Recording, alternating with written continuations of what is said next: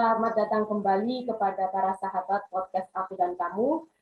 Kali ini kita memang sedang dalam posisi yang sangat tidak mengenakan dari aspek apapun, baik fisik maupun psikologis. Musuh utama atau hal-hal yang perlu kita pertahankan dan harta yang paling berharga saat ini adalah kesehatan. Dan apa yang kita hadapi sekarang adalah kondisi-kondisi yang membuat tekanan psikologis secara individu maupun secara kelompok. Dan saya yakin bahwa ada banyak upaya positif yang bisa dilakukan oleh kita bersama. Kali ini kita akan ditemani oleh seorang penyintas dari COVID-19 dan kita akan menggali lebih dalam apa yang akan dan apa yang bisa kita lakukan atau kita bisa belajar banyak dari apa yang beliau sampaikan. Untuk lebih jelasnya, saya persilakan kepada Mas Alvan untuk memperkenalkan diri, di mana tinggalnya, atau apa hobinya, terus kegiatan sehari-harinya apa, monggo. Ya, terima kasih Mbak Happy. Ya, perkenalkan teman-teman semua, saya Alven. Saya tinggal di Sidoarjo, tapi mayoritas aktivitas saya di Surabaya.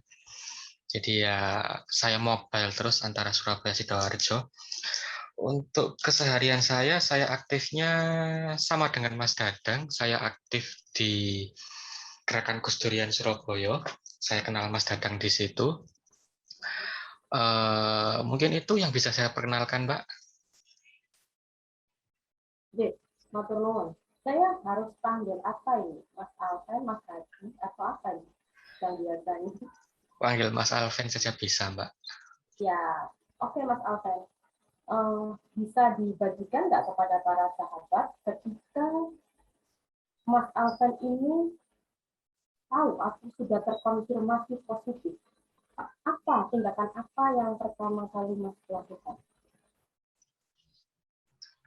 Mungkin saya kalau boleh sedikit bercerita dulu awal mula saya bisa positif itu seperti apa ya, Mbak ya. Oke, monggo.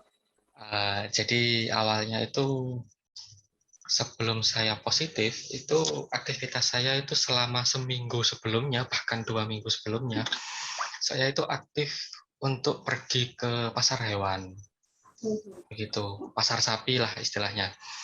Jadi itu yang pertama 2 minggu sebelumnya itu untuk belanja sapi kebutuhan kurban besok antara hewan, terus orang-orang yang jualan hewan di situ itu ya sama sekali nggak ada jarak. Dan masker itu sangat sedikit yang pakai masker. Yang kedua, seminggu berikutnya itu saya ke pasar hewan di daerah Tuban. Maka sekitar 3-4 hari setelah saya dari pasar hewan yang terakhir itu, saya demam tinggi, Mbak. Sampai nggak bisa tidur, batuk-batuk hebat. Sampai punggung saya sakit karena batuk-batuk itu. Nah, akhirnya besoknya saya, iya, dari pasar yang terakhir itu, yang dari Tuban itu. Akhirnya sama orang tua saya diajak ke rumah sakit, langsung ke IGD. Karena waktu itu kebetulan hari Minggu.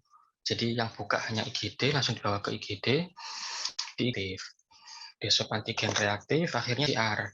Nah, di swab PCR kan belum langsung keluar hasilnya. Akhirnya saya diminta sama dokter untuk foto rongsen. Nah, hasil dari foto rongsen itu ditolak, itu hasilnya ada pneumonia. Berarti Begitu. memang Tangan saya tidak ada yang merokok, tapi hasil foto rongsennya itu tampak di paru-parunya. Jadi ya itu, padahal saya bukan perokok dan di lingkungan saya nggak ada yang merokok, tapi saya bisa kena pneumonia. Itu gejalanya seperti batuk sampai sakit sampai hanya gejala sakit. Itu saya rasakan terus sampai sekitar seminggu atau 10 hari perawatan itu, Mbak. Waktunya aktif, hasil rongsennya ada pneumonia, langsung saya opname. Besoknya ketika pagi hari opname, hasil PCR kemarin baru keluar dan memang positif gitu. Nah, saya boleh pulang, tapi berhubung positif ya opnamenya dilanjutkan sampai seminggu begitu. Seminggu perawatan itu, dan kalau hasilnya negatif boleh pulang, tapi ternyata saya masih lanjut seminggu lagi perawatan gitu. Dan selama perawatan itu saya kan sampai pakai juga ada gejala sesak napas. Jadi kalau saya boleh cerita itu, waktu hari-hari pertama perawatan itu ya sekitar 5 sampai 7 hari itu lagi ke tempat tidur, itu kan nggak pakai selang oksigen. Itu rasanya mau menggos-menggos, Pak. Hmm. Jadi kayak habis lari Oh, berkilo-kilometer gitu. ada Padahal jaraknya, jaraknya, kamu nggak iya, sampai 2 meter ya? enggak ya, dekat antara tempat tidur saya dengan kamar mandinya itu. Gitu, Mbak. Itu secara psikis, secara fisik ya. Iya, Kita secara boleh tahu fisik. nggak? Kita boleh tahu nggak? Atau bisa dibagi nggak dengan para sahabat apa sih hal itu terjadi di dalam hidupnya? Kalau secara psikis yang pertama kali saya rasakan waktu dinyatakan positif itu ya saya pasrah sih, Mbak. Walah yogi. Mhm. Nah, jadi kalau hasilnya negatif kan boleh pulang. Jadi harapan saya nggak lama-lama di rumah sakit begitu kan. Mhm. Tapi ternyata masih positif. Nah, itu yang saya sempat down gitu. Jadi harus opname lebih panjang begitu di rumah sakit. Tapi ya udahlah, emang belum waktunya sembuh saya gitu. Apalagi kalau yang eh, minggu kedua opname itu kan Mhm. sudah masuk bulan puasa, Mbak. Ketika berada 2 minggu di rumah sakit di dalam perawatan itu dan itu bertepatan dengan bulan Ramadan itu apa? Ya, tetap saya apa ya, ngikuti anjuran dari dokter, terus terapi yang diberikan ya saya jalani semua, obat-obatan yang diberikan ya saya minum, ya itu intinya sebagai seorang pasien yang baik ya saya nurut aja apa kata dokter, itu sih Mbak. Dan ternyata Tapi setelah ya gimana Mbak? enggak lanjut dulu. Monggo. Ya dan ternyata kan setelah 2 minggu dirawat hasilnya juga saya masih positif begitu. Nah itu sebelum yang apa hari terakhir di perawatan itu kan saya Lanjut. juga tanya ke perawatnya loh. Sus kalau semisal saya masih positif itu apa sudah boleh pulang? Nah kata perawatnya tetap boleh pulang mas karena bagaimanapun kalau sudah pernah dirawat di rumah sakit selama 2 minggu itu keganasan dari si virus itu sudah tidak seganas ketika pertama kali kita Oh. terinfeksi gitu. Jadi sudah apa ya sudah bisa dikendalikan begitu. Tapi tindakan apa kemudian kalau itu kan hanya melihat efek dari apa ya tingkat efektivitasnya bagaimana kemudian itu berdampak kepada kesehatan kita gitu. Misalnya Ya, pada serangan kedua atau pada hasil swab yang kedua itu masih positif dan masih terdapat tanda-tanda atau gejala-gejala yang masih kronis menurut bahasa awam itu tindakan apa yang diambil? Atau pada saat perawatan yang minggu kedua itu, periode yang kedua itu, Mas Alka sudah merasa lebih baik, jauh lebih baik. ya, kalau dari yang saya rasakan, saya sudah jauh lebih baik sih, Mbak. Yang sudah ketika memasuki minggu kedua perawatan itu. Jadi dari pihak rumah sakit sendiri, kenapa kok mengizinkan untuk pulang meskipun masih positif? Karena dari saya sendiri sudah hampir tidak ada gejala. Dan yang kedua itu hasil foto rongsen saya. Jadi saya foto rongsen 2 kali. Pertama ketika masuk yang di IGD itu. Yang kedua itu ketika menjelang minggu kedua saya dirawat. Itu saya foto rongsen lagi. Yang hasil foto ronsen kedua saya itu tetap masih ada pneumonia, tapi sudah sangat berkurang dibanding hasil foto ronsen yang pertama. Persentase dari adanya Memang sudah pneumonia ada itu. progres positif ya. Iya, ada progres. Progres Hasil positif. dari perawatan yang minggu pertama itu. Begitu Mbak. Makanya kenapa kok di minggu terakhir, 2 minggu yang terakhir itu, saya tetap diizinkan pulang meskipun masih positif. Seperti itu Mbak.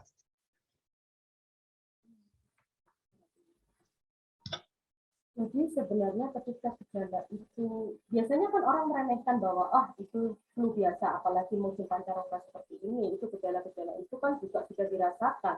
Banyak bahkan Iya, dirasakan. Saya iya, bertemu dengan orang yang lagi pilek, batuk, tapi kemudian mereka agak panik ketika ada serangan sesak nafas. Gitu. Kalau yang dari disampaikan oleh Mas Alvan, ini kan Mas Alvan memang background-nya dengan seorang dokter, jadi sudah jadi kan sudah tahu langkah apa yang terbaik yang harus dilakukan. Tapi eh, bisa disampaikan nggak kepada para sahabat? Apa sebaiknya, langkah apa yang sebaiknya dilakukan tidak harus menunggu sesak nafas atau tidak harus menunggu sampai misalnya yang sekarang banyak terjadi itu adalah mata merah dan mukanya memerah. Itu seperti teman rekan kerjaku satu ruangan itu ternyata 2 hari yang lalu ketika hasil swabnya itu ternyata memang positif. Keluhannya memang seperti flu biasa, tapi wajahnya memerah, matanya memerah, terus kita meminta paksa dia untuk swab dan ternyata hasilnya reaktif. Itu kalau tidak harus menunggu, maksudnya efek-efek yang lebih daripada efek-efek yang dirasakan seperti flu biasa, itu apa yang bisa disampaikan agar kita tetap bisa melakukan tindakan yang terbaik pada saat kita merasakan tubuh kita atau imun kita sedang terganggu.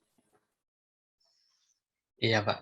Jadi berhubung tadi Mbak Happy sudah nyebut duluan, saya kan belum perkenalan ya tadi ya, belum lengkap gitu. Jadi biar teman-teman nggak salah paham, saya ini seorang dokter hewan begitu. Ya, meskipun dokter hewan tetap sama-sama di bidang medis. Mengenai pertanyaan dari Mbak Happy tadi, kalau memang sudah mulai muncul gejala ya tetap jangan panik untuk teman-teman. Tetap waspada tapi nggak boleh panik. Ya protokol kesehatan tetap dijalankan, terutama masker. Itu yang utama, penggunaan masker itu. Apalagi kalau bisa sekarang itu pakai masker yang double. Yang dalam itu pakai masker medis, yang luar cukup pakai masker kain.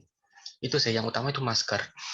Yang kedua ya untuk meningkatkan imun tubuh ya bisa didoping dengan multivitamin, terutama vitamin C. Vitamin C itu sangat cepat untuk meningkatkan imun dibandingkan dengan mohon maaf kalau saya boleh nyebut merek tentang kayak apa ya, Imbus atau Stimuno itu tetap bisa untuk meningkatkan imun, tapi untuk secara progres yang lebih cepat meningkatkan imun itu vitamin C. Oke, berarti lebih Itu. signifikan efeknya menggunakan vitamin C. Iya, itu lebih lebih cepat buat meningkatkan imun, Mbak. Nah, kemarin itu saya datang di klinik itu, mereka menyarankan itu pakai vitamin B kompleks aja. Ya, B kompleks itu juga bagus. Dibanding dengan yang apa yang booster imun itu yang paling bagus memang vitamin. Itu vitamin C, vitamin B kompleks itu bagus, Mbak. Itu. Terus Dari kemudian penjelasan ya, yang iya, tadi itu hal apa sih yang paling signifikan supaya kita tetap terjaga selain tadi masker sampai maskernya harus dipakai. Itu kan protokol wajib ya masker. iya. Kemudian mengkonsumsi vitamin C dan vitamin B12. Apalagi yang signifikan yang harus kita jaga. Sudah apa ya? Iya. Terus vaksin. Teman-teman ini kan masih banyak yang denial tentang vaksin. Saya lihat di teman-teman itu. Ada yang beranggapan justru setelah divaksin itu malah sakit. Itu respon normal tentang vaksin itu. Kalau setelah divaksin itu sakit. Karena kan vaksin itu adalah virus yang dijinakkan. Jadi di vaksin itu kita dimasukkan virus secara sengaja begitu, tapi itu virus yang sudah dijinakkan. Nah, respon sakit yang dialami tubuh, semisal demam, itu adalah respon normal pasca divaksin. Karena itu adalah bagian dari proses tubuh untuk membentuk antibodi dari virus yang dimasukkan secara sengaja ke tubuh kita. Itu respon normal setelah divaksin kita demam itu. Itu Mbak. Tapi kemudian ada yang mengatakan, alah percuma setelah divaksin loh kita tetap bisa kena COVID begitu. Ya, karena memang vaksin itu bukan penangkal 100% dari virus, ibarat kita seperti memakai helm. Setelah kita memakai helm, kemudian kita naik motor, kan tidak serta-merta kemudian kita terbebas dari kecelakaan. Kan kita kan kita tetap bisa kecelakaan meskipun kita pakai helm, tapi dengan adanya helm itu adalah meminimalisir resiko dari kecelakaan. Seperti halnya dengan vaksin, meskipun kita divaksin, itu kita tetap bisa kena COVID, tapi itu meminimalisir dampak buruk dari COVID itu tadi. Dan yang paling buruk kan kematian, seperti itu Mbak. Untuk teman-teman yang masih denial tentang vaksin itu. Dan itu masih banyak banget itu. Iya, benar. Nah, itu tadi kan gimana ya? Yang dijelaskan itu kan sebenarnya bagi kita melihat bahwa ada gejala yang signifikan sebenarnya selain batuk pilek atau demam itu adalah batuk atau sesak napas yang sampai ke punggung. Nah, tapi masih banyak juga di sisi lain itu orang-orang yang tidak taat sekali terhadap protokol kesehatan, terutama masker. Saya sempat diajak seorang teman jalan menyusuri kota Surabaya itu, saya lihat itu masih banyak orang yang tidak pakai masker dan itu berkerumun. Saya jadi bingung gitu loh. Dan dengan penjelasan yang Mas Alvan tadi jelaskan, itu kan sebenarnya orang-orang ini paham nggak bahwa COVID-19 ini real, bukan rekayasa. Karena memang mayoritas orang-orang itu kan mereka nggak akan percaya sebelum mengalami sendiri, Mbak ya. Ya sebatas yang bisa kita lakukan ya sebagai kita yang paham akan risiko itu ya kita utamakan diri kita dulu dan keluarga terdekat, orang-orang terdekat mengenai disiplin pakai masker itu, terutama itu Mbak. Karena kadang-kadang untuk protokol kesehatan yang lain, semisal jaga jarak, itu kan beberapa kasus itu tidak mungkin kita untuk jaga jarak. Yang paling mungkin itu tetap pakai masker, itu yang utama kalau yang saya tekankan itu. Jadi karena kita tidak bisa serta-merta kemudian memaksa orang lain untuk pakai masker, ya kita mulai dari diri kita sendiri, itu yang harus kita utamakan, diri kita sendiri dan orang-orang terdekat. Itu sih Mbak, ketika berada di tempat umum begitu. Artinya kan sudah banyak kasus, banyak juga para survivor atau penyintas itu juga memang real mengalami apa yang terjadi saat ini. Tapi kita juga harus memprotek diri sendiri lah sebelum kita melakukan himbauan kepada orang lain. Setelah apa yang dilakukan dirawat di rumah sakit dan kemudian Mas memaintain kesehatan sampai dengan saat ini, adakah efek lanjutan atau apa keluhan yang masih dirasakan? Karena kan beberapa artikel aku baca, bahkan ada di satu jurnal itu aku baca bahwa walaupun dinyatakan negatif, tapi ada beberapa kasus yang masih mengalami efek seperti penciumannya itu masih belum berfungsi dengan baik, kemudian ada pembesaran kelenjar getah bening, ada telinga berdenging, terus ada rasa nyeri di saluran kencing dan lain-lain. Seperti tadi juga ada kasus pneumonia itu ya. Itu apakah Mas masih mengalami efek-efek seperti itu? Kalau dari saya, alhamdulillah nggak ada sih Mbak. Dan untuk penciuman itu justru sejak awal pertama kali saya dinyatakan positif, itu saya malah sama sekali nggak ada masalah penciuman. Pilek terutama juga. Iya, indera perasa juga nggak ada masalah maksud saya. Jadi untuk pilek itu pun saya juga nggak ada dari awal itu. Yang ada yang parah itu ya batuk-batuk itu ketika awal saya positif itu. Dan untuk apa istilahnya itu efek jangka panjang itu tadi saya alhamdulillah nggak merasakan sih Mbak. Dan kalau dari saya sendiri merasanya itu kembali ke sugesti kita masing-masing ya Mbak untuk efek jangka panjang itu. Selama kita sudah menerima perawatan sesuai dengan prosedur di rumah sakit dan hasil terakhir dinyatakan sudah negatif, ya alhamdulillah saya tidak merasakan efek jangka panjang itu kalau dari saya.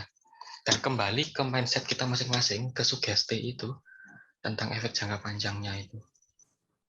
Kalau saya memang itu. Kita tidak bisa dipungkiri ya Bapak bahwa memang ada efek secara psikologis. Iya benar, itu yang terutama. Ya. Itu juga ada yang ditemukan oleh banyak dari penyintas tentang keluhan-keluhan long COVID lah kalau dalam istilahnya sekarang. Jadi pasca kemudian perawatan dan kemudian hasilnya dinyatakan negatif, tapi kemudian masih ada keluhan. Tapi kalau yang dijelaskan oleh Mas Alvan adalah ada banyak faktor juga, terutama kita harus memperbaiki sugesti kita karena itu kan memang ada pressure tersendiri ya ketika batuk kecil aja kita sudah merasakan aduh jangan-jangan ini nanti seperti dulu atau ketika kita demam atau apa, padahal beberapa penyakit juga itu dengan tanda-tanda yang hampir sama juga seperti itu. Kalau dari penjelasan Mas tadi kan ada masuknya benda asing atau virus walaupun itu pasti juga itu sesuatu yang sudah dilemahkan tapi juga akan bereaksi terhadap tubuh kita seperti itu. Mas, Mas ikut nggak COVID Survivor Indonesia? Itu kan banyak sekali itu membernya. Saya belum tahu malah itu, Mbak. Saya itu mendapatkan banyak informasi dari mereka itu. Tapi Saya malah kemudian belum tahu. itu kemudian mereka menyatakan bahwa ada long COVID tadi itu seperti gejala-gejala atau mungkin apa yang kondisi yang dirasakan pasca mereka negatif, padahal sudah dinyatakan negatif, tapi mereka butuh perawatan lebih lanjut. Itu saya dapatkan informasinya itu dari COVID Survivor Indonesia. Mas belum tergabung di situ atau memang itu Belum, banyak saya malah baru dengar ini. itu tuh mereka itu apa ya mengedukasi lah, saya sukanya itu sama advokasi.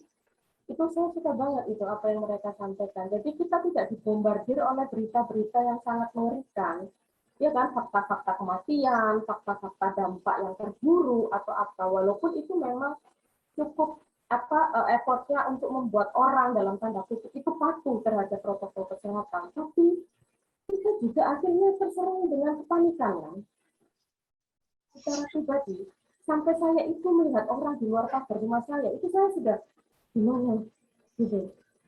Orang kan saya nggak berani beli makanan belanja kan, begitu diperlakukan PPKM ini. Akhirnya saya order. Itu nerimanya itu cukup lama, saya berpikir kayak gitu faktor-faktor psikologis seperti itu. Sebenarnya memang tidak terlalu berlebihan seperti yang disampaikan oleh Mas Alvan tadi. Itu kan dampak psikologis, Mas. Mas sendiri itu mengalami dampak psikologis akibat dari pasca COVID ya, terserang COVID-19 ini, pernah nggak menerima stigma atau diskriminasi yang dilakukan di lingkungan? Atau mungkin memang lingkungan Mas adalah lingkungan yang punya kesadaran tinggi terhadap kesehatan, jadi menganggap hal itu adalah sesuatu yang biasa. Iya, Mbak. Ya, alhamdulillahnya saya tidak pernah mendapat stigma negatif seperti itu. Ya, itu mungkin kalau saya anggapnya karena orang-orang sendiri sudah menganggap COVID itu bukan aib seperti yang ketika awal-awal pertama dulu muncul. Karena sekarang kan sudah masif begitu orang-orang yang sudah pernah positif, jadi ya akhirnya mereka sudah tidak menganggap itu sebuah hal yang negatif lagi. Kalau saya merasa itu sih. Dan memang tidak sepatutnya juga itu dianggap sebagai sebuah hal yang negatif. Itu. Justru itu kan apa ya, sebuah fakta yang harus diberikan kepada masyarakat, terutama masyarakat yang menganggap itu masih hal-hal yang belum real gitu. Karena tadi kata Mas, kalau orang belum pernah terserang pasti menganggap itu sesuatu yang belum real. Mas, kalau Mas diminta untuk menjadi apa ya, duta lah, penyintas, saya nggak tahu menyebutnya apa. Itu hal pertama apa yang Mas lakukan kepada masyarakat? Saya sih terpikir pasti soal edukasi. Edukasi salah satunya memang kampanye. Tapi Mas sendiri gimana menurut Mas Alvan? Ya, ya saya sepemikiran dengan Mbak Happy. Ya, apalagi tugas seorang duta kalau bukan memberikan penyuluhan begitu ke masyarakat. Ya, tentang apa yang akan saya sampaikan, semisal nanti jadi duta, ya tidak jauh berbeda dengan apa yang disampaikan oleh pemerintah saat ini. Tetap patuhi protokol kesehatan, itu terutama pakai masker, itu yang berkali-kali saya tekankan ke teman-teman itu. Kenapa kok pakai masker saya tekankan? Karena untuk COVID ini sendiri itu kan penularannya melalui droplet, melalui airborne, melalui udara gitu kan. Jadi itu yang sangat krusial, makanya hal yang paling sederhana tapi justru berdampak besar yaitu disiplin pakai masker. Kalau saya itu, Mbak. Itu kalau dari saya. Ya sama senantiasa Ini kita apa ya? flashback sedikit. Iya, silakan. Enggak lanjut dulu. Tadi senantiasa apa itu tadi? Ya, Kayaknya harus. senantiasa dijaga pemikiran positifnya. Nah, itu yang susah, Mas. Karena Nah, ini itu. panik banget. nggak boleh panik, tapi tetap waspada. Itu yang terutama itu dari pikiran sih. Kalau pikiran kita negatif, itu berpengaruh besar ke sistem imun kita. Itu yang terutama. Itu, Mbak. Mas, kita flashback sebentar ya. Tadi Mas kan menjelaskan sebelum merasakan gejala awal itu kan Mas juga pernah ke Pamekasan ya, pasar hewan yang di Pamekasan. Aku pengen tahu sedikit deh komentar Mas tentang lockdown yang dilakukan di Madura itu gimana ya? Kalau melihat dari apa yang sudah Mas pernah lakukan di sana. Tentang lockdown-nya, Mbak. Apa gimana tadi yang dimaksud Mbak Epi?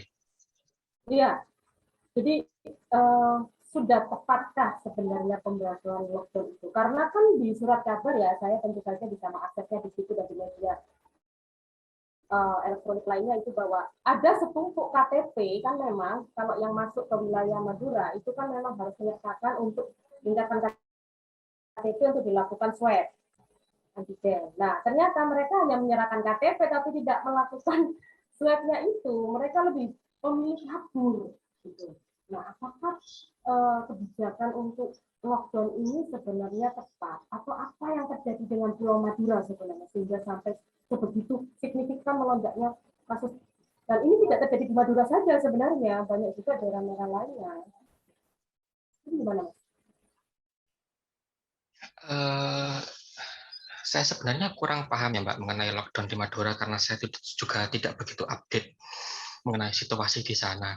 Cuma mungkin yang saya tangkap itu bahwa COVID ini jangan menjadikan itu menjadi sebuah apa ya stigma buruk bagi suku tertentu begitu. Soalnya kok yang saya lihat akhirnya yang terlalu dipojokkan itu suku tertentu tadi, padahal ya itu kembali ke pribadi kita masing-masing begitu, taat atau tidak terhadap protokol. Karena untuk yang lonjakan kemarin itu, yang apa varian Delta itu Mbak ya, yaitu mungkin ya karena kebetulan saja varian itu kemudian muncul awal mulanya di situ yang terdeteksi kalau menurut saya. Padahal belum tentu juga varian itu awal mulanya di situ. Ada di daerah lain. Iya, begitu. Itu sih Mbak. Jadi ya kembali ke pribadi masing-masing kita lah. Untuk lockdownnya saya nggak paham. Intinya itu.